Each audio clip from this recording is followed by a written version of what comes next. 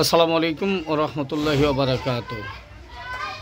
সম্মানিত দেশবাসী এবং দর্শকবৃন্দ, বর্তমান হিজড়া জনগোষ্ঠীর যেরকম অত্যাচার, আসলে অতিষ্ঠ সাধারণ মানুষ এবং দোকানদার, একজন অত্যন্ত গরিব দোকানদার সেখানে এসে হিজড়া জনগোষ্ঠী যেভাবে কিছুক্ষণ আগে আমার সামনে, আমি তাদের ছবিটা ভিডিওটা করতে পর্যন্ত পারিনি, কেননা তাদের যে অত্যাচারিতা এখন আমরা এই দোকানদার ভাইয়ের কাছ থেকে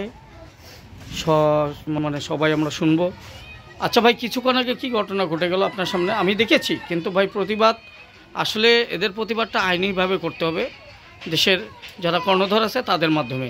আপনি বলেন তো কি অবস্থাটা ঘটাইছিল ওরা? কিছুক্ষণ আগে ঘন্টা খানিক আগে একবার আইছে, আওয়ার পর আমি ঈদ বোনাস চাইছে, আমি 50 টাকা দিয়েছি, আমার কাছে আসেই 50 টাকা, বাড়তি আর টাকা নাই। পরে বললো যে না 200 টাকা দিতে হবে। আমি বললাম আমার কাছে এই মুহূর্তে টাকা নাই, পরে আমরা ঘুরে আসতেছি টাকা জমাই করা। এই যে এখন আপনাদের সামনে আমি 100 টাকা দিলাম, নিবে না, আমার উপর অত্যাচার শুরু করে দেয়। এই রোহিঙ্গাদের পরিস্থিতি, কোনো যদি না দেয় আমার দোকান ভাঙচুর করবে।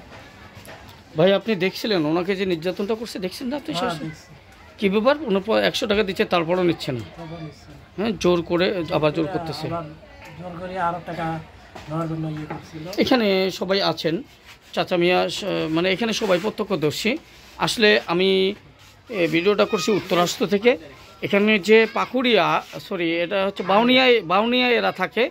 এদের এই যে অত্যাচারিত অত্র এলাকায় এরা যে প্রভাব বিস্তার করছে, এই প্রভাব বিস্তারিত বাংলাদেশ সরকার সহ বিভিন্ন সচেতন মহলের দৃষ্টি আকর্ষণ করছি।